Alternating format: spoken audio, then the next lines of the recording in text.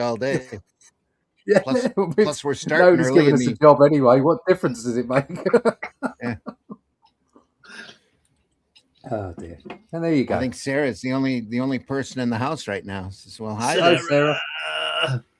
Where have you Probably been? hobnobbing in the background. LOL. Yeah, that's what we're doing. Got to be careful of that. You get charged if you do it in public. I don't know. It would probably all depend upon your country of origin anymore. But anyway. Yeah, I think Sweden you're allowed to do it anywhere. Glenn! Glenn. I wonder if people notice that we go quiet when the show comes on. Suddenly on a weird microphone loop here. Loopy loop. Yeah. Oh, there we go. That's what the problem was. I got it. Come on in, everybody. We see you out there. It's 4:30 where I'm at. A little 4:34 in the morning. Sorry, we're starting early, but we've got other things to do. So we're kicking off half an hour earlier. We've got life to do. Yeah, real things. And instead of giving you a pre-recorded show, we just figured we'd start a half an hour early. So said Sarah says Glenn. Sarah says I talk enough for a few people, so you're covered. We always appreciate you in the chat, Sarah. Very much so. Number one fan. Number one fan. Let's run the opening and try to get this underway. I had a couple of video clips I was going to do too. Another Kmart commercial I ran across.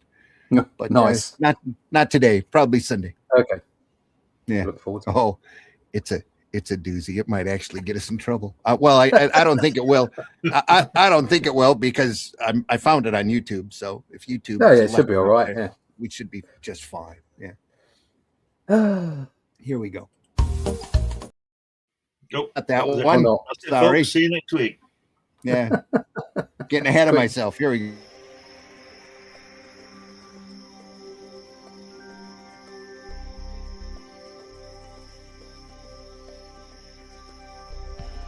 What was that?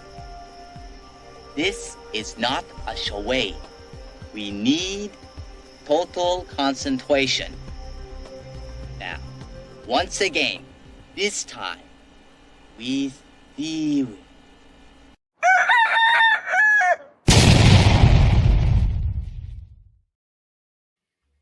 Comics by Night, folks. Thanks for stopping by. I'm your host, Randy Zimmerman. My latest gig is writing The Atlantean, which is off of the Shadow Kingdom from Robert E. Howard that we're printing. Russ Leach is doing the artwork for that, doing the writing, all original stories.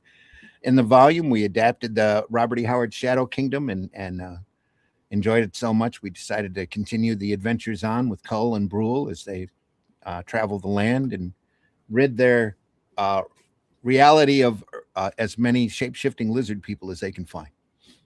So hope you get a chance to see it. The fourth campaign for the fourth volume.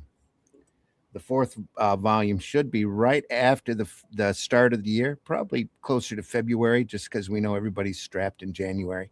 Yeah. But it'll be over there on fundmycomic.com. And for news on that, go to russleach.com and sign up for the mailing list, and we'll keep you informed. Russ doesn't bombard you with a whole bunch of newsletters, just whenever there is actual news, especially when there's not a campaign. So, and maybe a Christmas message. Maybe a Christmas message. Also, joining me this morning, Mr. Glenn Fleming. Glenn, please introduce yourself.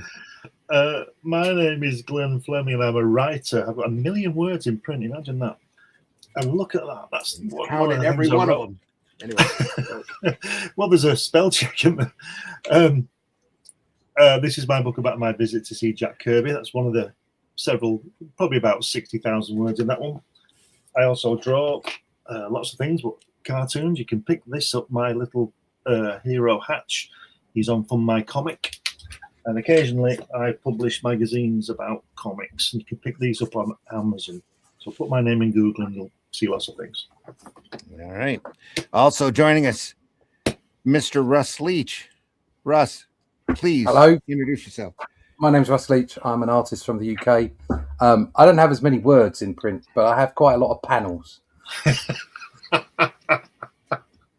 So it says things. Well, a picture tells 1,000 words. There you go. And if you want to see some of those panels, go and find out about the Atlantean. You go to russleach.com, sign up for the email list, just as Randy has said, and you can see our wild sword and sorcery creation based on the characters Cult and Brawl from the Shadow Kingdoms. They're in public domain, and that's why we're able to add our little portion of the universe to Robert E. Howard's vision, obviously making sure that we do it in a way that we believe that he would have approved of. So we love the stuff. That's why we're doing it. It's not for the pay, I assure you. And so, hey, what's that? Pay. So if you really like that kind of stuff, if you like a bit of black and white artwork, oversized books, they're not standard size. They're these size. Lots of lovely stuff in there. 50 plus pages as well, so you get a lot for your $15. And we're hoping not to put that price up just yet. So you can find out more about that. You find out when the issue 4 will be starting. So if you just go to russleach.com and sign up for that email list, and you can have a quick look at a page that I'm doing now in pencil. There you go. That's what's going on in the pencils at the moment. Right. A little bit there. It's like there's trouble afoot. There's trouble afoot, and lots of horses. There's Lots of horses. Lots of horses. So if you like that kind of stuff, just go over to russleach.com and sign up for that email list, and we'll keep you informed as to when it's coming out. If you want to buy issues 1, 2, 3, or the Shadow Kingdom, you can also go to my website, and the links are there. The latest issue 3 has got to Amazon, and I've just got to upload the links for that. But you can just go to Amazon and search out the Atlantean, and it will appear for you. So there you go. All right. Today we're going to look at the creativity of Ditko. Craig Yo, printed by IDW back when they were printing some amazing collections. That's not his name. That's what people shout to him across the street. Yeah. Craig. Yeah, Yo. Yo, Craig. Craig, yo. Yeah. Steve. I'm sure he's never heard that one before. No. To be frank, I don't care. Steve. Alan. Alan. It's not Steve. Alan. You get to a certain age where you only tell jokes for yourself anyway. You know, give a monkeys if anybody laughs. You don't care if anybody laughs. That's what it is. Anyway, let's get on with Steve. What a great Ditko I like that. illustration. Yeah, it's lovely, isn't it? And the black as well. It's really. You can't see the red embossed Ditko right there unless you. Is that red? Is it? All right. Squint. Yeah. It says Kinda the red creativity of Craig Yo. Craig Yo. Ditko.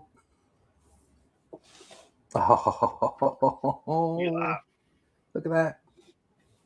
That lovely wash in there as well. Yeah. That is so Ditko.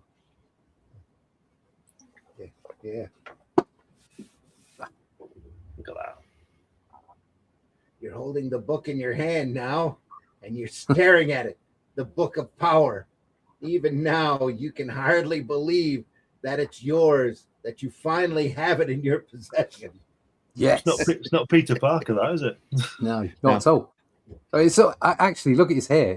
It's a terrible cross between Peter Parker and the Goblin. Yeah. What's his name? Norman Osborn. Norman, that's it. Yeah. And those lovely strokes on the book that are from the like Doctor Strange's cloak. Yeah. And Which, that guy at the back looks like Kirano out of Thunderbirds. Yeah. And Stalin used to use those kind of patterns as well. To less effect. But he obviously, that's it's obviously imprinted on his mind. You see it quite a lot, especially in his Warlock work. Oh yeah, very much so. When was this published, Randy? I was looking. Oh, I'm gonna have to look closer. Sorry, folks. I'm gonna have to look closer with different glasses on. Which are upstairs. See you in a minute. Let me get my bifocals out and take a look. Oh, this was printed in small print. It's what it was 2012. 2012, when all the good stuff happened. 2012. Back when IDW had a business. Great. Sorry. Some of the best. Sorry. A business. I don't want to diminish IDW. They've been diminished enough. They have been fantastic. They've diminished themselves all on their own. They do a great all on their own. Yep. Yeah. Is that there we are? Exactly. Chance to use the new gizmo. Here we are. Table of contents, folks. Oh. Hello. Unusual. Strange. Originally, I was thinking about going through. I've got a great collection from Eclipse of Ditko's Mr. A material. Oh. And I found this book instead and said, oh, this might be more fun. The Mr. A material tends to get a little crazier the farther in it goes, and the panels start getting incredibly small. As he tells a lot of stories. This is a fair-sized book. Is this like the artisan sizes? No, it's slightly smaller. There's a ruler. It's about 12 and a half inches tall by 9.5 inches wide. So it's similar to our Atlantean. No, it's a little bigger. It's about the same size as the Haunt of Fear books that we looked through. Yeah, that's about the size of the IDW artisan ones, but the smaller ones, yeah, the smaller ones, yeah, not the large ones. No, the larger ones are much larger. Yeah, they're twice the size. Yeah, that top left panel there's a bit unfortunate from literally the rear end. It's got a bit of a bottom going on. Yeah. Not as much as some of Neil Adams and Gil Kane's stuff, though. Oh, Gil Kane likes a bottom. Yeah, he likes to twist his anatomy all over. That's for Ditko, that's a chunky man. It is, yeah. Mm-hmm. Yeah. Creeper was always an interesting character. They never did any type of justice. And look at that second panel, that the leg, Creeper's leg's not right, is it? That's a bit odd, isn't it? The right leg. Wow. Anyway, this will be good. Yeah. Well, another reason why I wanted to show this is an episode or so back, you were asking about Ditko's pencils. Yeah. Do we get some pencils? There's some pencils in here. Ooh. Let's have a look at that. Look at that. Introduction. Look at that. Let me tell you something about that drawing. I had that drawing, not the art, not the artwork. I had that drawing on one of those transfers that you iron on a T-shirt. Really? That's cool. Yeah, and from those terrific comic in the mid '60s that put a lot of reprints in. In fact, it's the first time I ever saw American artwork in black and white, because they were obviously printed in black and white. But there was a free iron-on transfer of that. Cool. And I had it on a T-shirt. There you go. I remember being really embarrassed because I was only about 11, and I had it on, and we had gym, and I thought, oh no, I've got my Spider-Man T-shirt, and I'll be ridiculed. Nobody said a word except for one lad who said, "I want one of them." Yeah. There you go. Spider-Man does it all. There you see. So, anyway, a little bit of a startup prologue from Craig. I don't believe it. Photographs. Wow. Yeah. There's only about 5 photographs of him in existence, isn't there? Wow. There's about a dozen, I think. They got his last one was a couple of months, I think, before he passed. He was walking out of his apartment. Somebody snapped a Oh, right. I picture of him. haven't seen that. I haven't seen that one. Very reclusive individual, Yeah. very much an artist, very much an individual. It's the cover for Out of This World. Look at those! Look at those knees! Look at those folds on those knees. Mm. Yeah, Beautiful. pointing right to the bend point. Yeah. Can we zoom in a little bit? It's a little blurred. Is it? Yeah. Let me check my definition here. My aspect ratio on the camera might be goofy. They seem to go back to like some sort of default. Yeah, see, I got standard definition going here. Let me turn it up to a high definition. Oh, Is that yeah, any better? yeah. That's it. Zoom in a little bit on that, and that'll be great. Ditko Street. Check that out. That's it.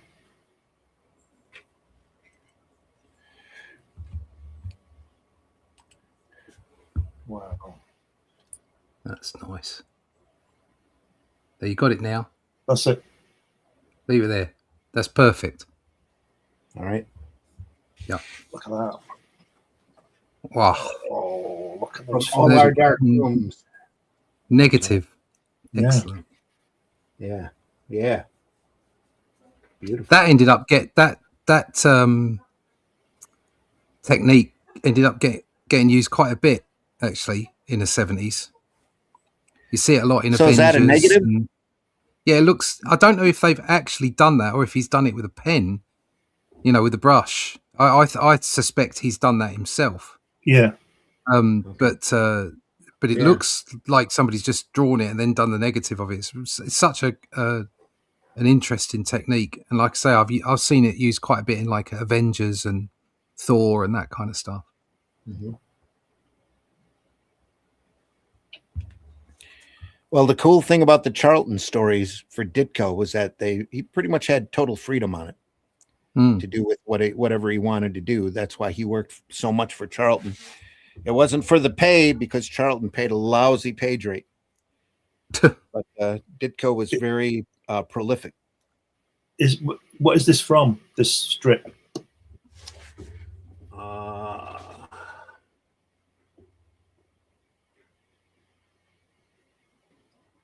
Out of This World, number 4, 1967. Right. Nice. So he's left Marvel at this point. I don't. Well, yeah, he might have at this. Yeah, he would have at this point. Yeah, I think he left in 65. In fact, that's the cover for Out of This World, number 4. Yeah. Look at that. Same issue.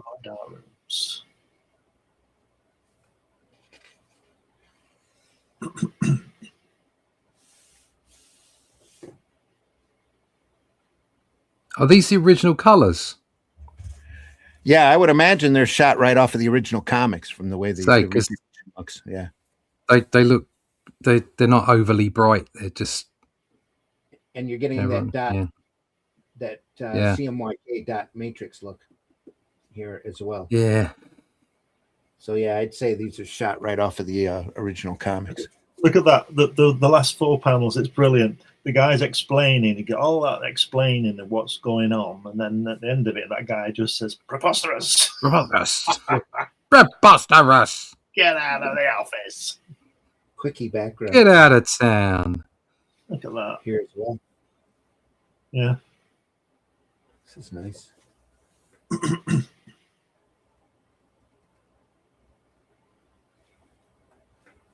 Has he written these as well? I think so. I think on a lot of these, it's all him. They just say, give us an 8-page story, give us a 6-page story, or do whatever you need to and turn it in. Yeah. That guy's got a weird nose. He's got a weird chin. He's got a long... It looks like the guy in the middle center panel looks like he's had his head in a press, doesn't he? Yeah. He's been tortured by someone. Yeah. That's great. Get his head in Lovely, place. isn't it? I love the way that he doesn't draw the line of the nose. He does that a lot, doesn't he? top I panel. It noticed does that a that. lot. Yeah, It's great. the that panel down the bottom with the two of them walking through the arch. That's Yeah. lovely. Yeah, it's Nice just transition. great, isn't it? Wonderful. Yeah. Nice phone here. Ring. It's like the bat phone. Yeah. There's a click. Did Ditko ever draw Batman? Don't know. Not that I remember. That doesn't mean he didn't do it. I know he's drawn Superman once that I'm aware of. I can't imagine He drew his style would lend itself to either Batman or Superman, to be honest. No. He drew a pinup for and the anniversary thing. It did look bad. They had a Superman anniversary. Let me see if I can find it here. This art on here, this is so simple. Yeah. It's brilliant. And the way Well, that he's not getting paid a lot. Like I said, look at and the he's negative taken- space on those panels on the right there. Just and then knowing where the red would be as well. It's just I wonder if brilliant. David Lloyd has seen these, because it reminds me of the. Yeah, a yes. little. I see your point. Absolutely. But yeah, that red on those panels is fantastic, isn't it? Yeah. Let me pull this through.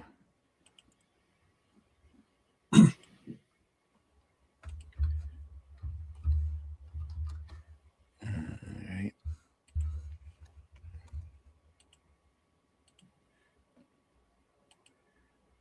There we go.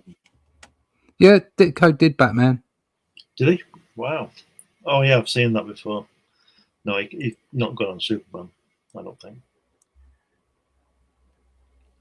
Yeah, it'd be a little rough for him because his characters tend to be a lot more frail and realistic than Slimmer, don't they? superheroic. I mean, it's a nice drawing, but it's not Superman, is it? No, it's a guy with an S. Yeah.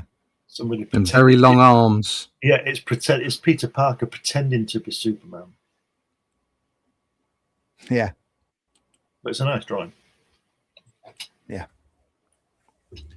He did better with Batman. Did he? Let me see if I can find that.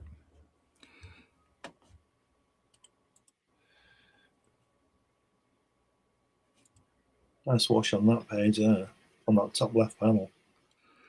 Batman vs Man Bat by Steve Ditko from Man Bat #1.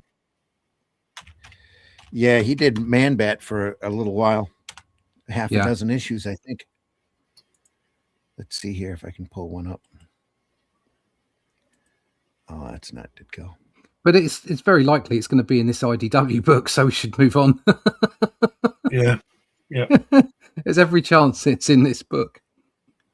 Look at that. That's not it either. Here's some layouts. No, it's some layouts from Ditko's Batman pitch. It's again, that's he's really using the wash really nicely in this. Yeah.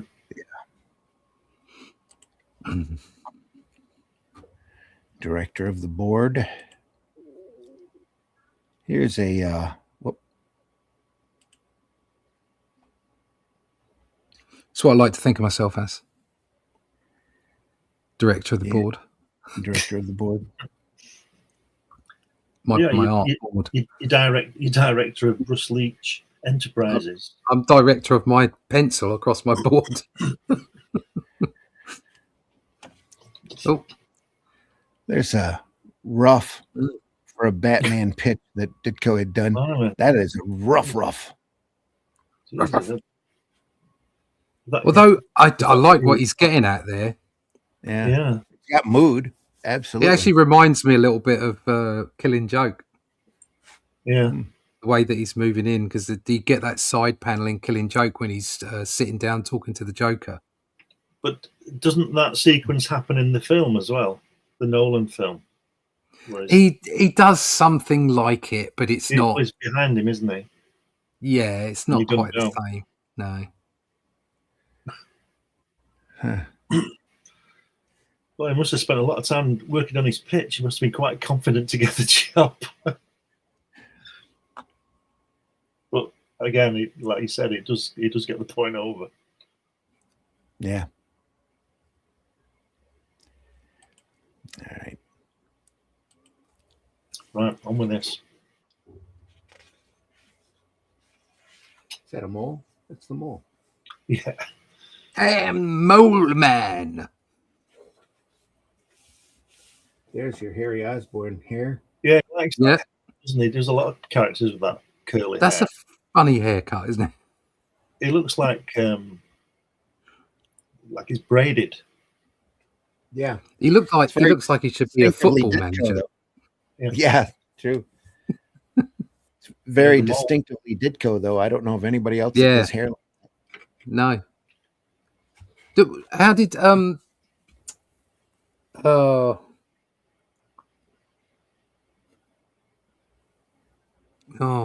trying to think. Remitter. Didn't Remitter do hair a bit like that as well? No, Or he was did he it. Well, just yeah, following the Ditko. inks? He did it in Spider-Man, didn't he? When he had to Yeah. draw Osborn, but I don't think he did it. So it was literally just following the style, right? Yeah, Okay. well, with the character had hair like that, so it had to have. Yeah. Well, it doesn't seem to bother anyone nowadays. I've not seen it since 1971, so I don't know. No, I just mean there doesn't seem to be any continuity in modern day comics at all. Right. No. Yeah. You get a bunch of creators come onto a comic and it's like, oh, let's draw this and do it this way and let's write it this way and that way. It's like, yeah, but you've got a character to follow. No, we don't need to do that. So you can't follow Spider-Man- anything anymore. Is Spider-Man still published? Yeah, they do a couple of Oh, yeah. Spider-Mans. Yeah. Doesn't sell all that great anymore. 3 or 4 titles a month. Just none of them are at all memorable.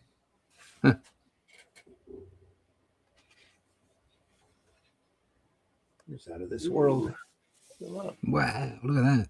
Bizarre. Got paste up. Yeah. This guy on the right, the way he's running out of the shadow, that's great. Yeah. Wow. Great. Sign there. The Mirage. Out of this world, number 7, 1968. Strange, different, unusual. Is he probably doing Creeper and Hawk and Dove at this point?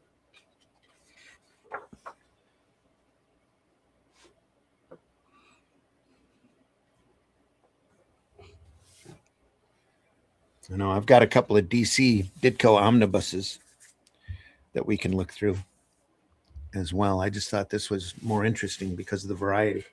Yeah. I've not seen any of this. No, I haven't. This is all Charlton, Out of This World stuff. That was Charlton. First introduction to Charlton was in 5-packs that had the top third of the cover cut off of it. So the printers would take returns from the drugstores, but they didn't want the whole comic back, so they told them to just cut the logo off, which was the upper third of the cover, and mail it in for credit and ditch the rest.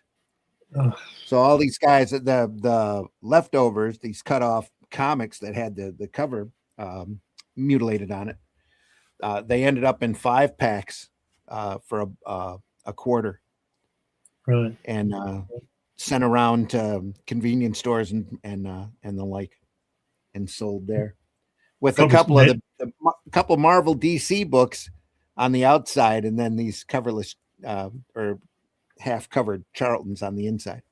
They probably made more money doing that than they did on a regular sale. Yeah, Sold more. that, and they took a lot of the. Go ahead. Sorry. No, sorry. Go on. Go ahead. I was going to say that, and they took a lot of that stuff and used it for ballast for the ships. Yeah, that's right. Yeah.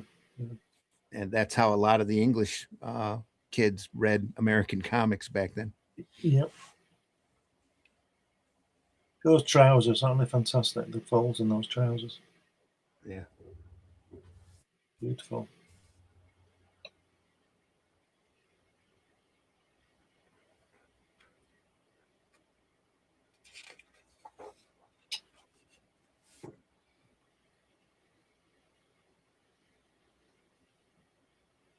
Green trees.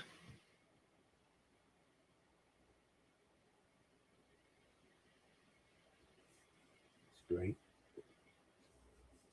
Little blue back there for sky. Oh, dude, it's real. It's real.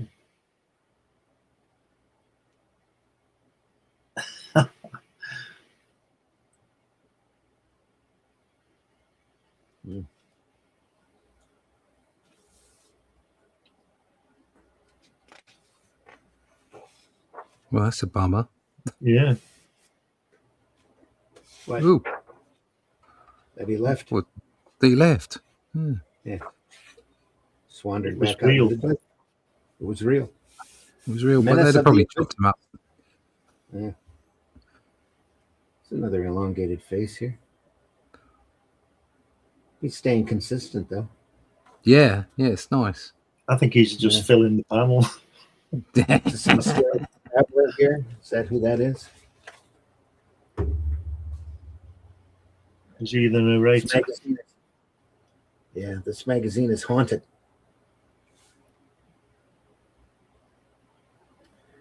'67. It's number 13.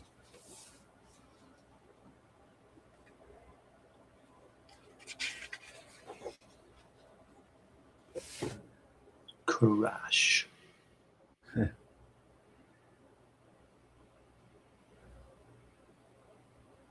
I speak of the haunted house.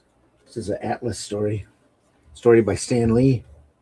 Art by Ditko, which meant Ditko wrote it. Yeah, that's right. Yeah, I'm going to say, yeah. It's, Like haunted house stories, we do too, but we think you'll find this little gem just a wee bit different. Too much to talk about is anyway. One-way trip. This looks like it came out of Charlton. Yeah, there's your guy. What's that from? Mysteries of the Unexplained World. Number looks like 12. 1968. starring Peter Parker and Aunt May, a young Aunt May at the bottom. Yeah.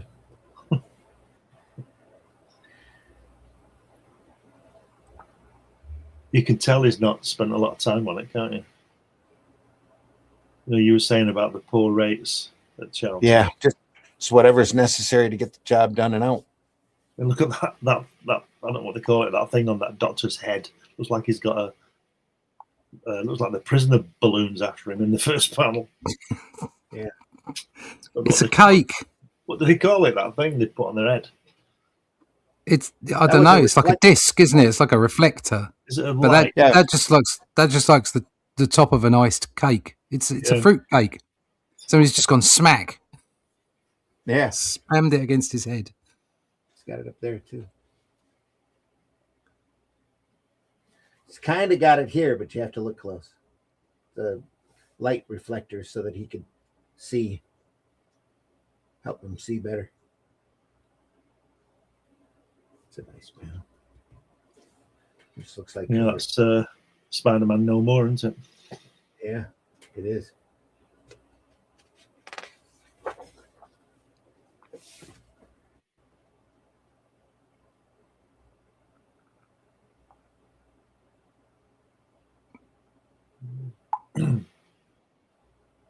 Hey, this narrator character is probably in public domain. It's like his hat. That's great. I like his cane. Yeah, his cane with a little crystal ball on it. Yeah, nice. Smashing. Great. Super. It's about. This is Smashing. about the Great. time. Super. Have a look at what you could have won. Yeah, it's about the time Phantom Stranger showed up, isn't it? At DC around this time. I don't know. I Kind of didn't read the same. DC. No, I was never really into I used to get the odd DC comic when I was a kid. And I got a few more later on. I was into Batman. But I mean, that's probably the age-old story that everybody hears. Oh, yeah, I like Batman, but they didn't really get into any of the other DC stuff. Mm. The I was only kind of stuff- more. I was more into Marvel, and I think that's basically because I picked up Captain Britain. You know, my mum and dad got it for me, and then I started getting it, and then because of that, it just led me into a whole bunch of other Marvel material of the time, because it was all Bronze Age stuff being reprinted, and then import stuff. Prior to that, I mean, obviously 2000 AD was around, but also prior to that, I remember like the first comic I ever had was Stalker, which was a DC comic. And I do remember other bits and pieces that would have been probably DC, but that's a long way back. My memory's not that good. But yeah, most of the time it was Marvel for me. The only thing I saw about DC when I was reading Marvel comics in the mid-'60s was the reason I didn't get them was because the stories were crap. Well, let's face it. I mean, they had fantastic artists like, Kurt Swan and Gil Kane for a bit and all that, and Atom and all that stuff. The artwork was great, but it wasn't enough to get my small. No, it was only ever Batman that really took my attention. Really, it all depended upon the product and the talent that was working on it. DC was always Marvel light anyway, but they were a lot of their stuff was very self-contained though, which was a lot of fun to read. The those eyes are better than the other eyes he's been doing.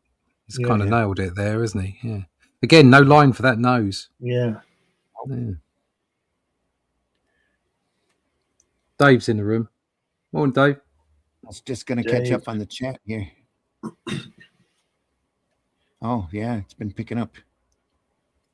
When I leave off here, amazing intro art. Gorgeousness. This is nice. HR 3800 or at HR 3800. Never seen this book. IDW and Craig Yale. I believe it's still available on Amazon. Says hello as well. Glad you're here. Thanks for stopping by. We look at comics like this every week, Friday morning, usually starting at 5 a.m. Eastern time. If this story, what we've just been looking at, had been an eerie comic, and he thinks he's going to die, this guy, then he finds out he's not because he saw the future. And the last panel, he would have been run over by a truck or something, wouldn't he? Oh, yeah. Definitely. You know, kiddies, you better look both ways. Bye. Falling down the manhole. Remember to get a picture of me next time. Yeah.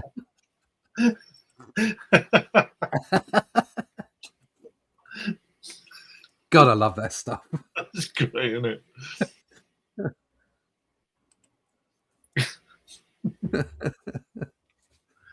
Out of this world.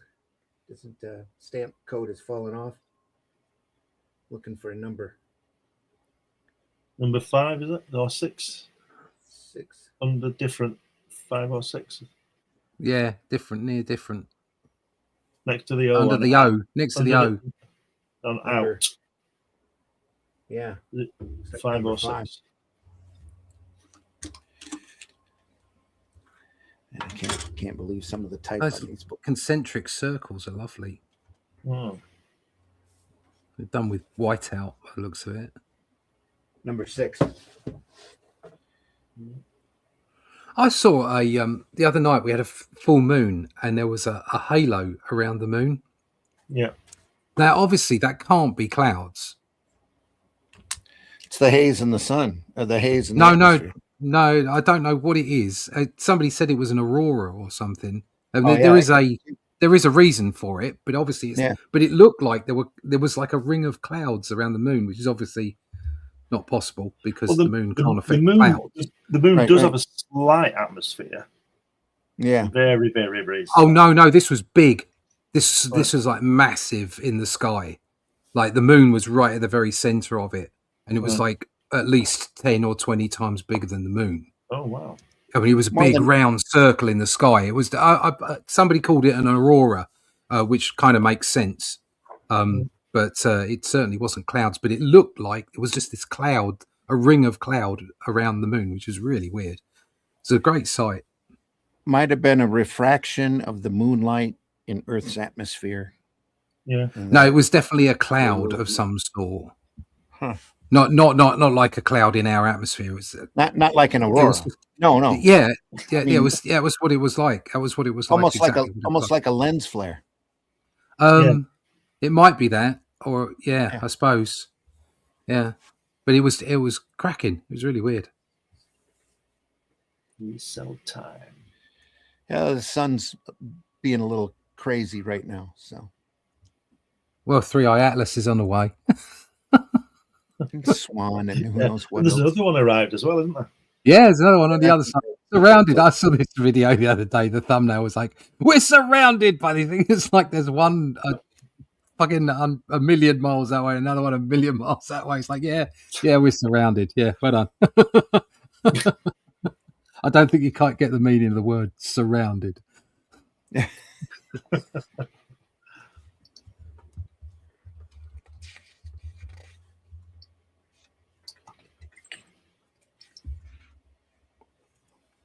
we go. Oh, yep. Look at this guy's goatee here. It's a little crazy. It's a nice shot, though. Recoiling. Yeah, you're right. It is an optical phenomena. There you go. Yeah. It's refracted by the ice crystal in the high altitude. There we There go. you go. There you go. Happens when the seasons change or when the temperature shifts really drastically. Look bonkers. Absolutely bonkers. There you go. Oh, yeah. Right. It's a halo. It's It's a halo. Halo. Halo. Or, We love Halo. Love this panel. Look at that. They didn't even need this border here. They should have just left the lettering inside. Mm.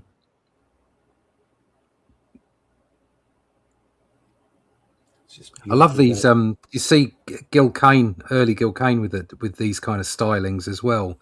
The guy down at the bottom right, the future cop or whatever he is. Yeah. Just love those sort of. They've got vague sort of 40s sensibilities to it. Yeah. A bit Flash Gordonish. Yeah. Yeah. Love it. Very much so.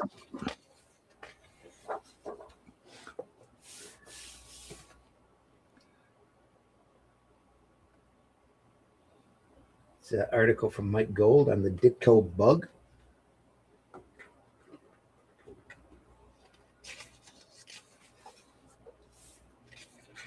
It's all far too small to read. Yeah. Ooh, There's a look at page it. from Thunder Agents. It looks like Wally Wood inking. Yeah. Wow. It just it's amazing when you have those perfect combinations.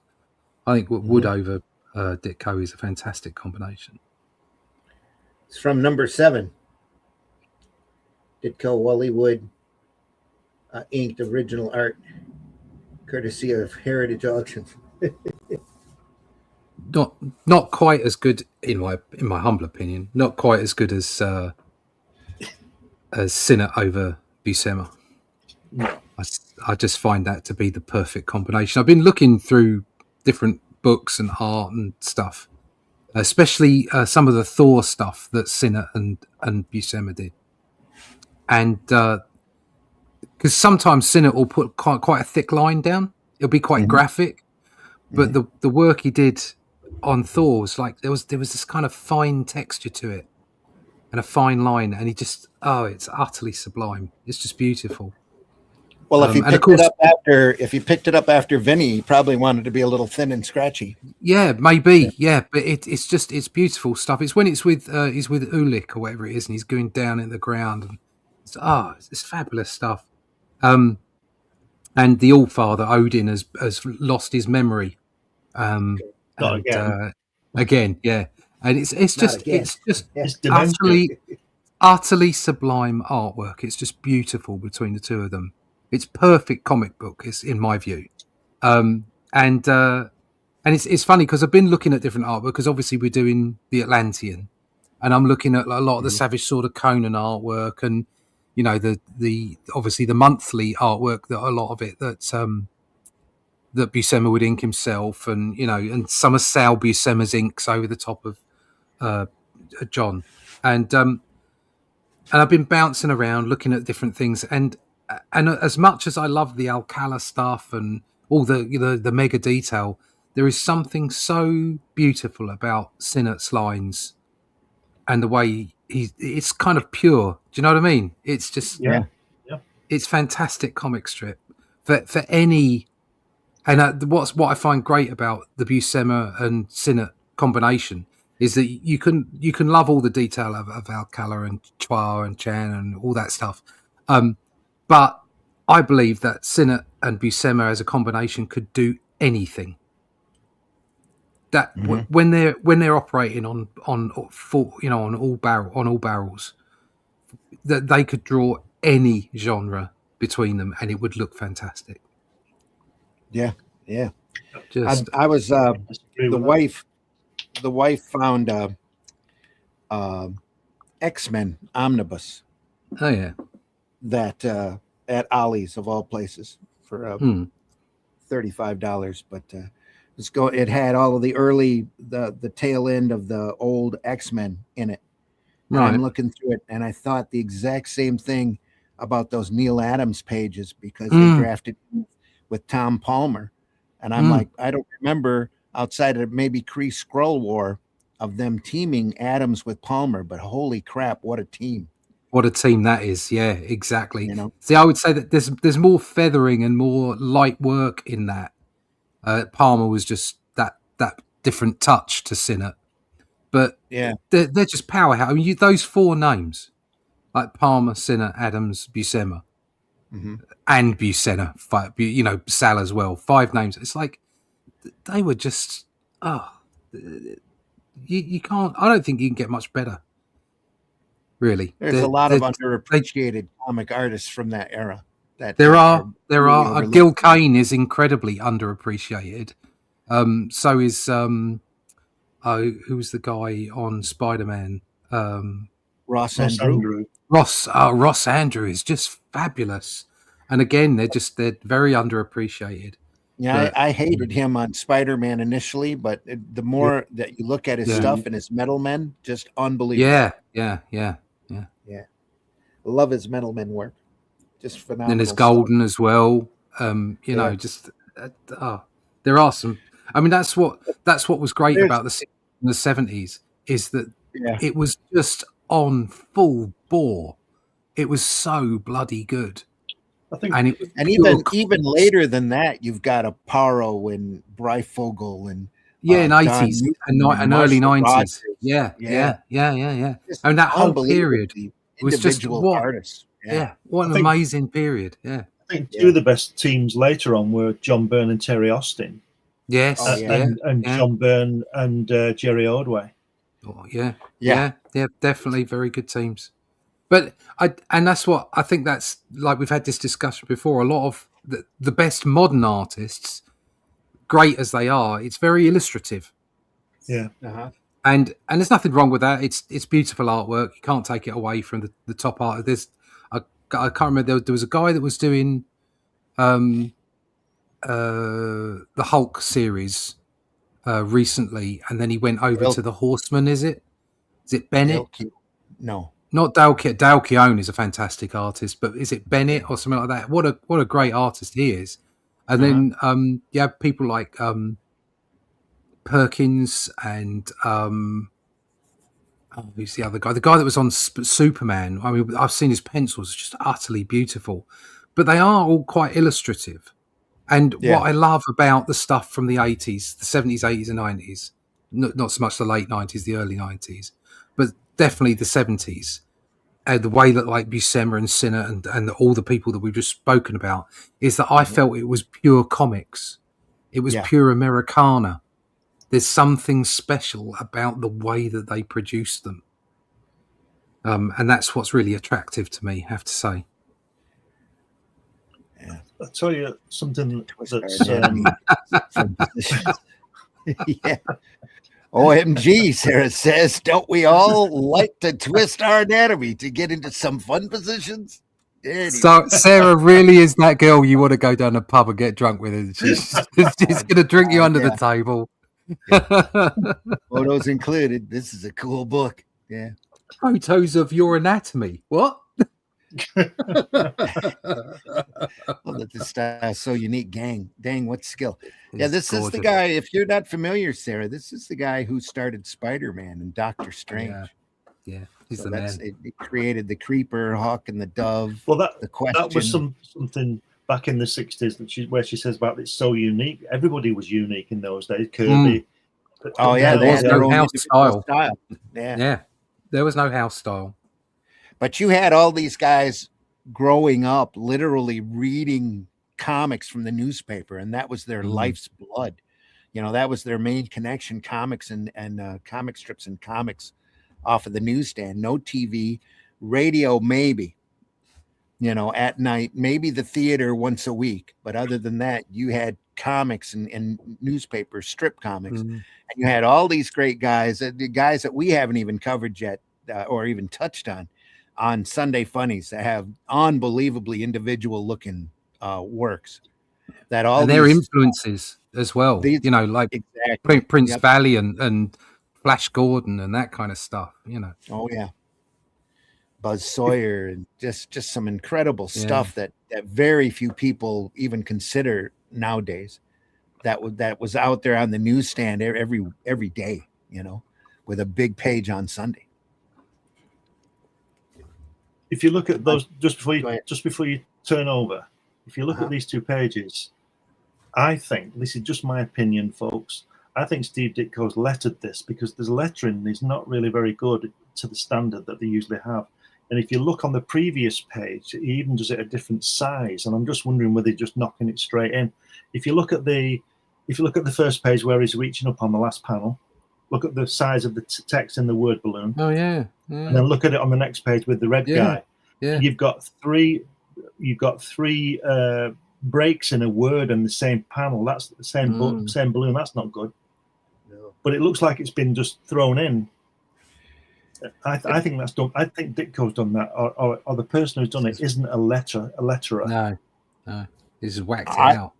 I would think that you're 100% right, because he was probably paid by the completed page. Yeah. So he wrote it, drew it, lettered it, inked it. Did the lot, and sent it. Yeah.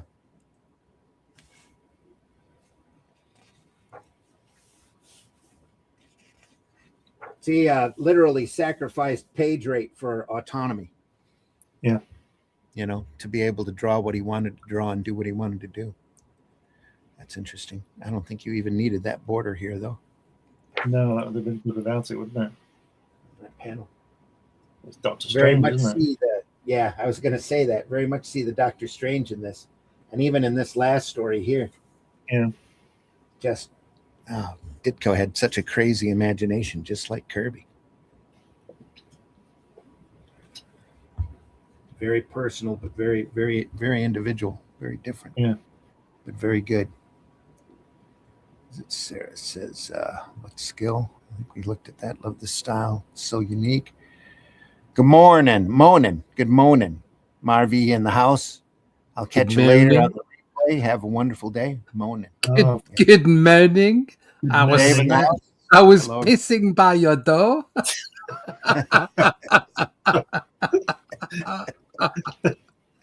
Oh, that so reminds me of a comedy clip I keep meaning to cut and show you guys about a New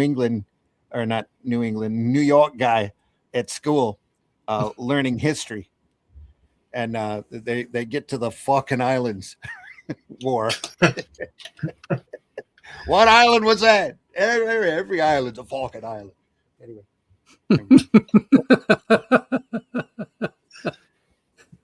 I'll catch it one of these days and run it for you. Here we are. Oh, here's a quick job. Look at that. What? The page rate's gone down? Okay, I'll have it in the morning. Yeah. You need it when? He walked into the mirror, though. That's okay. Yeah. Pages jump out. You do, yeah. This is like Right, John Byrne's Snowblind book on Alpha Flight, where they had Snowbird fighting some character in a snowstorm. John Byrne did. You got like 10 pages of nothing but white panels with sound effects and lettering.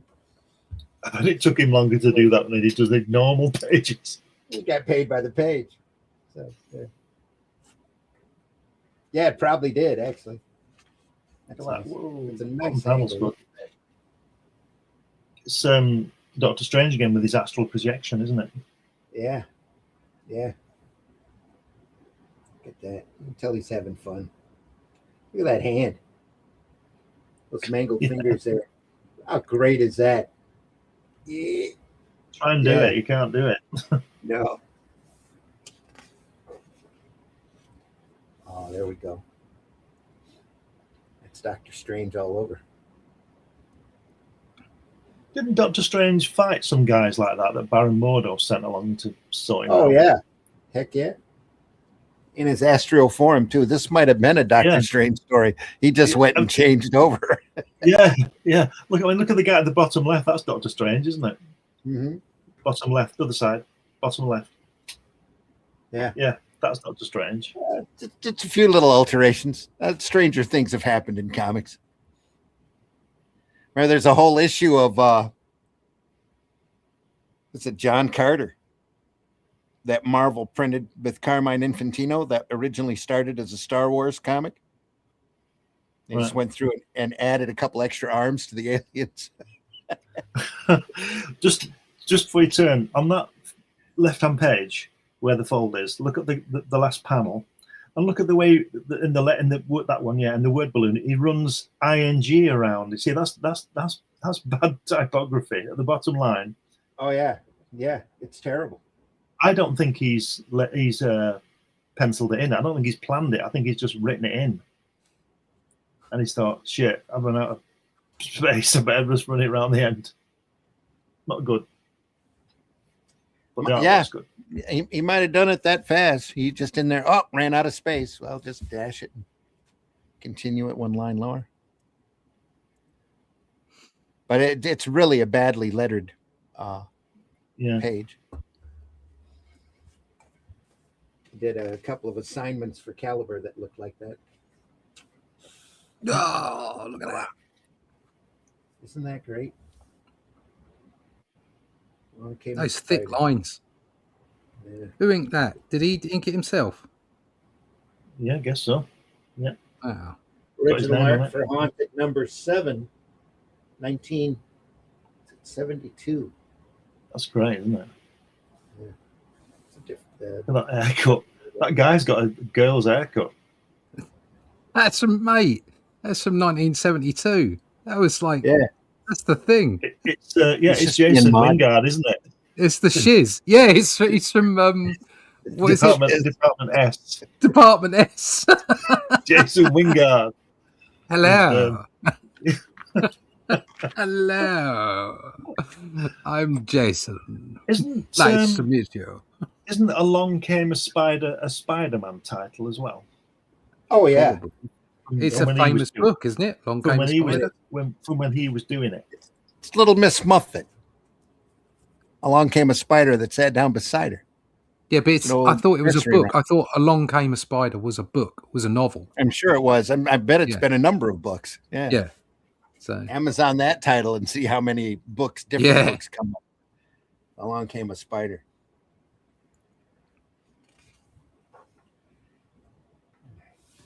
Treasure of the Swamp. Oh, look at this. This is great. I say, look at this is a master. These 2 pages are a masterclass in simplicity. Yeah. He's just putting in what he needs, no more. Well, he didn't have to, but the thing is he's constantly challenging himself to keep from being bored, using different angles and moving the camera. Well, that's what I'm saying. It's a masterclass. Stripping everything down, stripping everything down. If all the angles were the same angle or they were boring angles, this would be boring because there's not a huge amount of detail. Okay, There's just flicks here and there's clever flicks. I mean, if you look at that shack, there's some clever stuff going on there. Okay. Yeah. But the way that he's turned the tentacles, the camera angles, everything. And then he's just simple lines, because there's not like loads of stuff going on. There's not loads of detail. It's a masterclass. That's just brilliant. Absolutely brilliant. Wonder what Alex Toth thought of Ditko's work. I don't ever remember running across any type of an opinion from Alex about Ditko's work, but I bet he enjoyed it. Strip down again.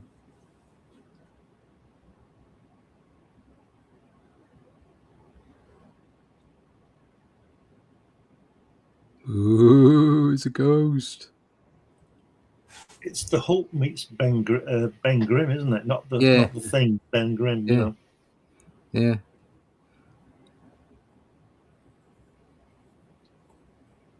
Short nose.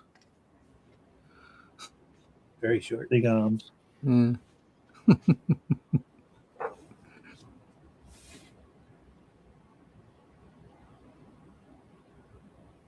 Wake up, you dummy. Have it right there.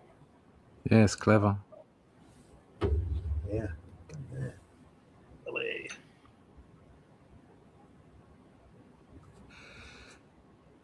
Look at that way he's turning round there behind him on that right hand middle section. Yeah. And the bottom, that bottom panel looks almost Kirby. Yeah. Bottom right. Yeah. Get away. Yeah. Like the hand and again those fingers. Yeah. Yeah. And his face as well. The whole thing that just looks Kirby-ish. Yes, especially the mouth. Mm. I was just thinking there's not a whole lot of people that have drawn just like an outline. Yeah. For a ghost type character. That's pretty hot. So again, simplicity. He's just putting down what he needs to make it work. No inside detail needed. You can see the sleeve and you can tell the fist. A little bit of light blue and the colors, just to show that it's got some dimension to it. Whoa, Willie! Sorry, he's shouting, Willie. Willie, oh, won't Willie, Willie. Oh, I think that's something else that the discussion we were having about those partnerships and those artists from that period of time. Mm-hmm. I believe they were more focused on storytelling than anything. Oh yeah, yep. And that's why so much of it works so well, is that you can have, fabulous art, but it's all about the storytelling. And in the end, that's the art that matters. That's the art in itself. Exactly. That's. Oh, look at that alligator! Wow. You don't see that very often. That's crazy. Huh.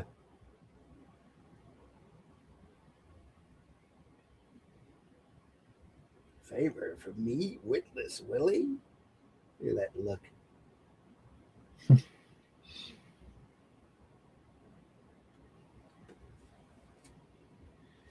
Wait until you see the pencils, because it's all basic shapes.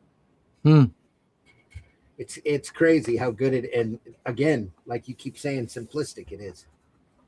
Look at that. Who ain't that? Ooh. Ditko. Where's that guy again? With the little goatee and beard and stuff. He was in, not that one, the one in the blue suit. He was in a story a few pages back. It's George Michael. Yeah. And there's that guy. There's that guy who was pissing past your door in the background. Yeah, he's in the background, isn't he? Yeah. Ditko signed this as J. Codty. J is Ditko's middle initial. Face. Yeah, Codty. K-O-D-T-I. Codty. Yeah. And it's an anagram for Ditko. Oh, I thought it said codpiece. That would have been funny. You sure can't tell that's Ditko, though. That's got a different style to it, especially with the inking. It almost looks like William Kaluta in places. Beautifully done. Huh.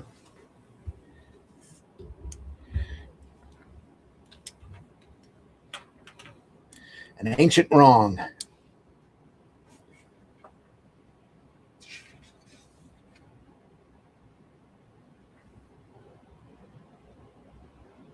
The Many Ghosts of Dr. Graves, October 70.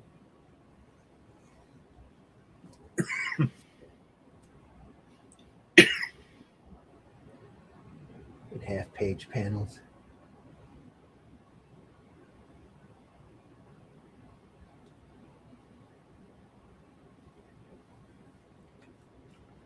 So there's a lot to be said about that old Charlton stuff.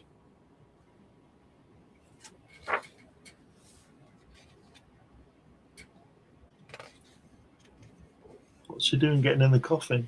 Why is he doing that?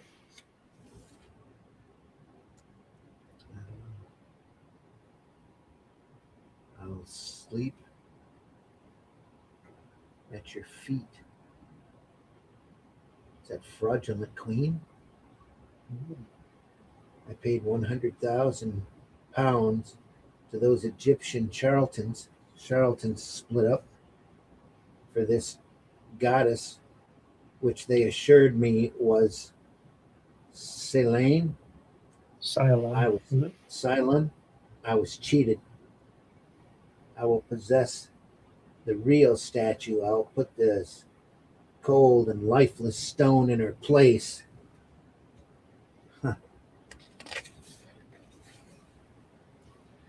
Wow, look at that. Just a second. I love that. I love this effect. Just Yeah. amazing. Very minimal. Minimal look. That's nice too. Statue. Floating head. Baron Mordo.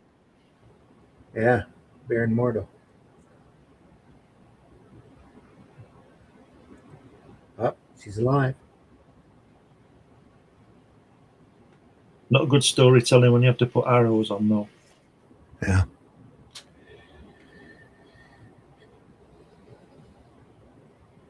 Yeah, but that's a confusing layout here. That's why he did that. Bad layout. She could have gone like that, more than likely. Just as easy.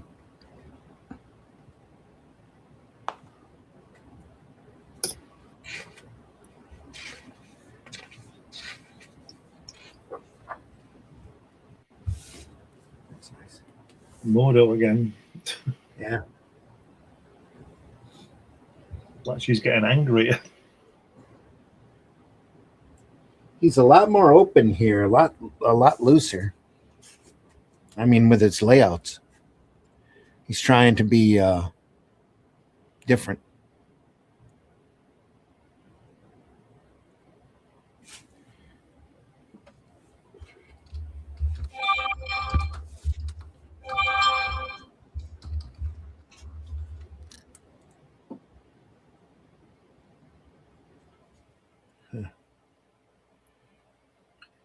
If that guy on the right hand page, see the close up of him looking at the girl. Here. Yeah, if he put that fez on, it looked like what's it called? Brian Morris. Yeah.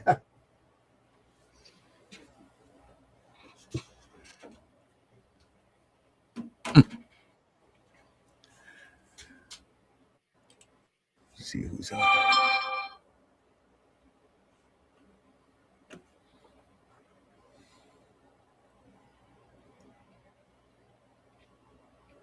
This one is a landscape. Oh, sorry, folks. It's all right. Sorted. Yeah.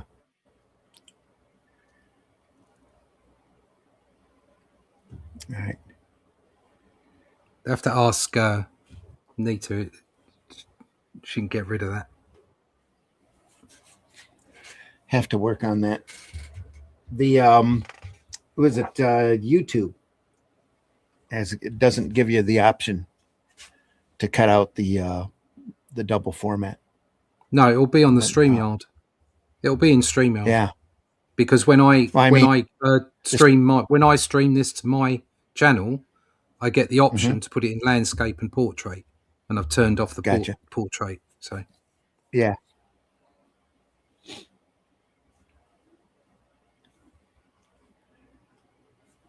Here we are again.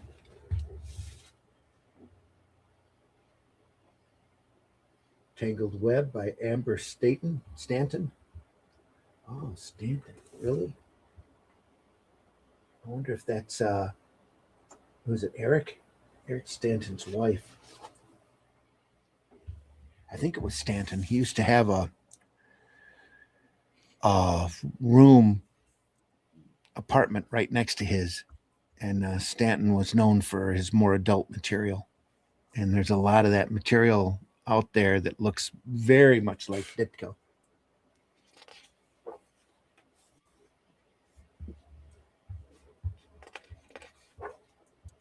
Oh yeah, here we go.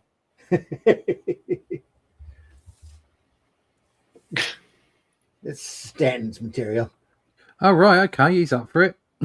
Yeah.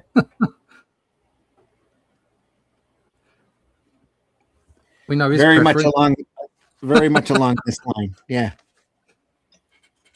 I've got a couple of books that look like this that are assigned Stanton that you swear is Ditko. She might be this might be his widow, Stanton's widow, coming out. And Charles said they shared a studio. Did they? Okay. I knew they had apartments right next to one another, or rooms right next to one another. There's Charles. Yeah. Yeah, they shared the same studio for a while. Ditko and Stanton. All right. You do what you got to do. Keep the lights on. Especially if it pays well. Mm.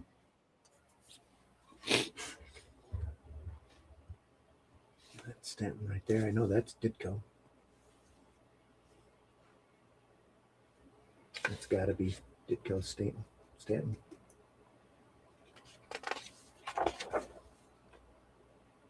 It's another Ditko. There's quite a good documentary. Jonathan Ross did a documentary on Ditko. Yeah. The only problem with the documentary is it's got Jonathan Ross in it. But other than that, it's the information's good. It's a good documentary.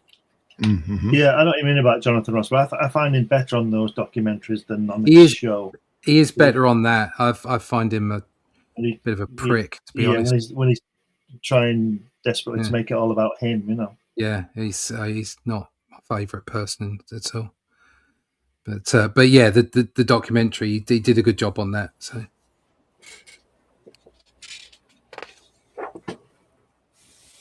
Well, photos, good stuff. Wow.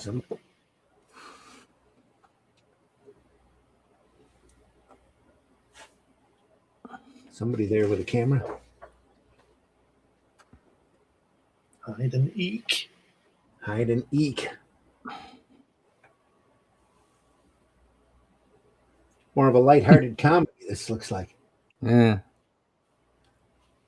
It's a bit Scooby-Doo, isn't it?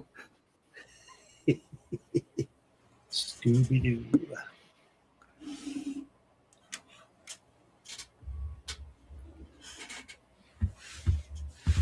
How are we doing on time? You got to cut out right on the hour? Yeah. We got half a book left. Oh, probably a little more than that. Not about half a book. Well, we could do another one next week then. Oh, yeah. I was planning on it. I didn't know how far we'd get on this. We'll stop at the end of this story. It's horrible. And again, look at that lettering. Oh, look, it's the ancient one. Yeah.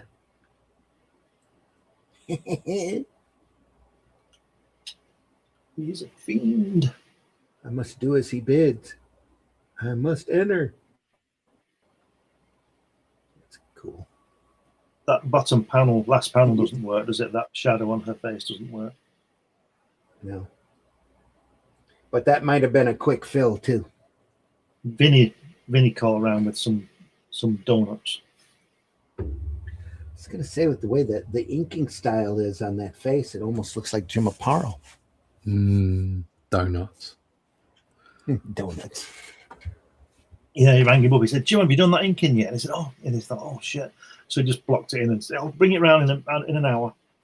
It could have been a oops. Well, forget that. Here we go. Bring donuts. Yeah, bring some donuts. Negative space working there. You didn't even have to fill that in. Fantastic. Worm's eye view of a staircase. Yeah, love it. I love the Yeah, I do too. That's just great. the webbing. Yeah. He doesn't fill it in. He just draws it cobwebs. white. It's great. And it's not your standard webbing. Yeah. No. Your imagination is filling it all in. And that's what the genius of Ditko is he let you do a lot of that. Yeah.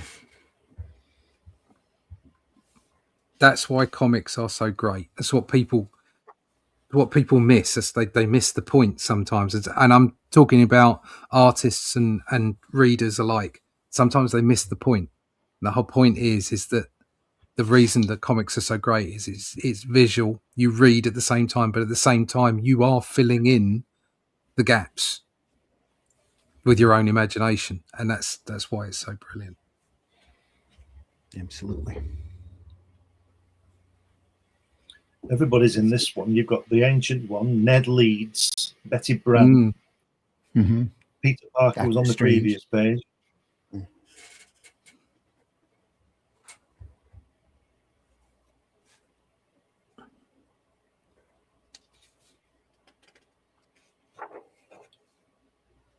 Wow, Mr. A. Mr. A. We'll put that up next week, right there, right at Mr. A. I'll do that next week. Look at that face. Look at that face.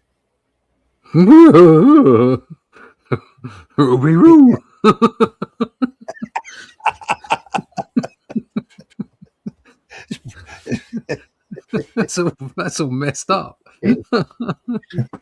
Make this crazy pad, Dad. Yep. Daddy-o. And looking at the creativity of Ditko by Craig Yo from IDW. Great book. Fun book. He did. Yo did a number of different collections with Ditko's public domain work that IDW printed. All of them are, well, this is the one with all of the articles in it, really. The other ones are just story collections. Mysterious Traveler and some of that other material. But still great stuff. We'll get into it more. There's a lot more in the back half of that book. We got about halfway to go. Yeah, next week. We'll cover that next week, folks. And then this Sunday, we're going to be finishing off this book. The last two issues of The Haunt of Fear by EC Comics. Great. Also, phenomenal stuff. Hope you can join us. Sunday Funnies, 9 a.m. Eastern Time.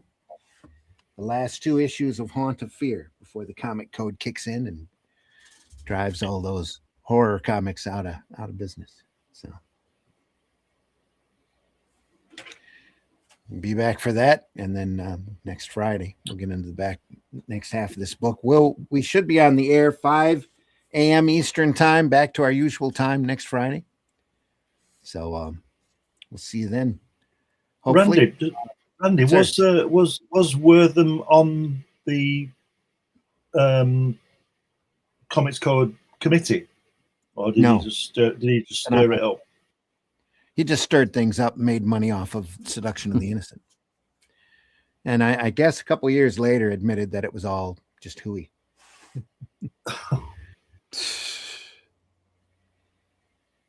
Probably many years later. 7 years is the statute of limitations. So yeah, probably a decade or so later, he just I did it just to make money.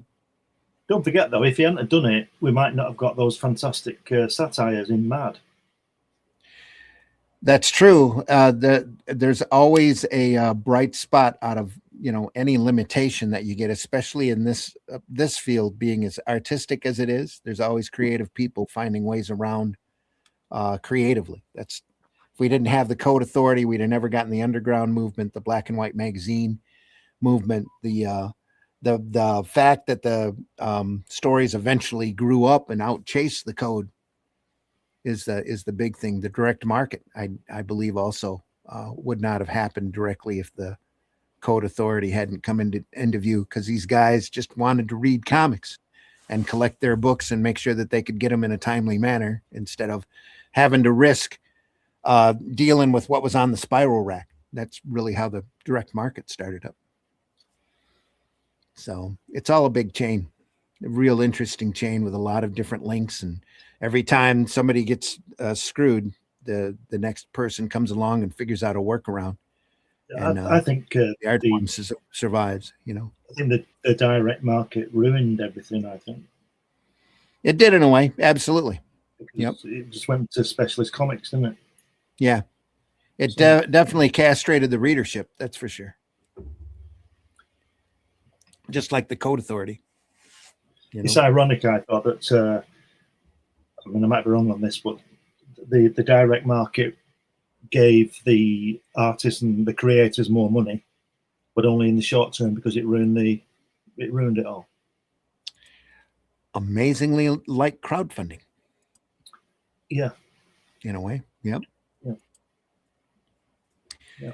Russ, tell folks how they can find you. You can find me at russleach.com. There you go. You can find me at russleach.com, sign up for the email list there, and you can find out all about the Atlantean. You can go to Amazon right now and pick issue 3, 2, and 1 of the Atlantean, as well as the Shadow Kingdom. They make great Christmas gifts. But sign up for the email list over Russ Leach, and I'll let you know exactly when everything's out and available. And each volume of the Atlantean is intended to be read separately. But if you read them in a row, there is a chronology to it. But you don't have to know it in order to enjoy it. So definitely you can feel free to pick up any single issue of the Atlantean and not be lost. As far as the story. Lovely book. There you go. The lovely books. A lot of fun. Oh, and there's a great black and white version of the Shadow Kingdom available out there as well. That's cheap. That's like $10, maybe less. $10. Yeah. That's really cheap. So you get like it's 70 pages a strip in that. Yeah. So you get a lot for your money. That one. Yep. And that Shadow Kingdom has the adaptation of the Robert E. Howard story to it. We're really proud of it. And if you buy the color one, it's got the actual text in it as well. So yep, there's a great hardback version that's also available at anywhere where you can buy books or order books from the Ingram book system. So there you go. Beautiful. Check it out. Yeah, just great product. There we go. Glenn, tell folks how they can find you. You can find me on Randy's show on Friday mornings and Sunday afternoon, and you can find me on Amazon, Facebook, all over the place. Just put my name in Google and you'll find me somewhere. And folks, I've been your host, Randy Zimmerman. Like I said, we do this twice a week. Sunday morning at 9 a.m. Eastern is Sunday Funnies, and then Friday mornings is Comics by Night, where we, at both programs, we look at great sequential art. We love doing this. We do it because we love doing it. It makes us better artists. It inspires us.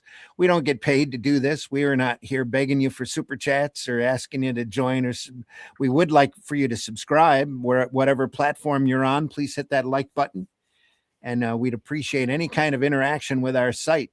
Just goes to help our algorithms. And there's these crazy sites, these insane platforms keep changing their algorithm around, and it gets harder and harder to find folks. If you enjoyed this program, please tell your friends. We could always use a larger audience than what we're getting now. We look at great stuff. We are archived over at the Comic Book Black Belt YouTube channel, the Randy Zim YouTube channel, and the Indie Comics Network YouTube channel. Please go over there and subscribe to all of those channels over on YouTube. Help us out and help our visibility. I think that's it. Go visit your local, go visit your local retailer when you can. Please leave this art form in better shape than what you found it, which shouldn't be too hard to do nowadays. So, and remember, trolling and drama and negativity only goes so far. That dopamine hits really great, but going out there and talking about how great the comics are, why you love this art form, and the comics that you love is even greater and has a lot longer lasting effect on folks, especially if you can turn somebody on to a work that you love and have them share your joy in that piece of art. So please do that as much as you possibly can. You have a great comic. You've read a great comic. Don't be afraid to tell folks and to spread the love. All right, folks, we'll see you next time. Thanks so much for dropping by. We know the majority of our viewership is after the fact anyway. We love you very much and appreciate you being there. Whenever you're there, go visit our archives, watch our older episodes. We've been loving this for a couple of years now. So what's it been? Almost 3 years. I'll have to go back and look. But we've covered a lot of great comics, and there's so much more out there that for us to look at. We'll be doing this until we can't. So, and again, folks, take care, everybody. We'll see you on the next one. Thanks a lot for stopping by. Thanks for Tanya. Take care, everybody. He said clicking. There we are. There we go. Take care, everyone.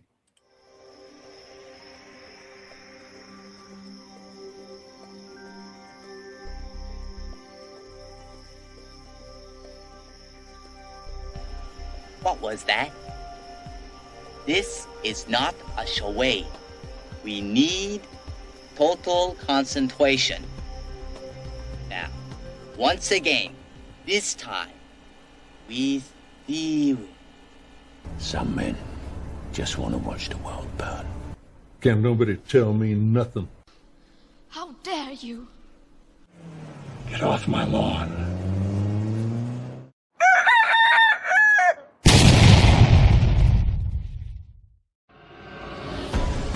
In the time before Atlantis sank, when the lands of this world were savage and untamed, one man would claim his destiny, seizing his place as a king. After defending his throne and learning the devastating truth of the Serpent Kingdom and its deadly cults, King Kull in his right hand ruled the Spear Slayer, make a solemn vow to hunt down and destroy the hidden empire of these serpent demons.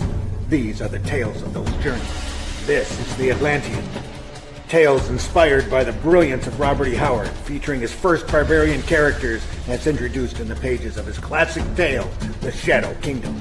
Each volume contains beautifully painted covers and around 50 pages of original black and white art and story, featuring classic sword and sorcery adventures you don't want to miss. Join us on these epic adventures and sign up now for news with the email list at russleach.com. Bring your axe and prepare for battle.